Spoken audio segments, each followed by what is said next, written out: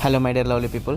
ఈరోజైతే మన అపం helping hands member అయిన మన వేముల శివకుమార్ అన్నగారి కుమార్తె వెంకట నాగ కామాక్షి జ్ఞానశ్రిత యొక్క పుట్టినరోజు సందర్భంగా ఈరోజైతే తన పేరు పైన మనం 200 మందికి పైగా చపాతీస్ అలాగే ఆలూ కుర్మా అయితే చేసి గాంధీ హాస్పిటల్ ఆవరణలో పంచడం జరిగింది. ఈ మంచి కార్యక్రమానికి సహకరించిన వేముల శివకుమార్ అన్నగారికి అభినందనలు.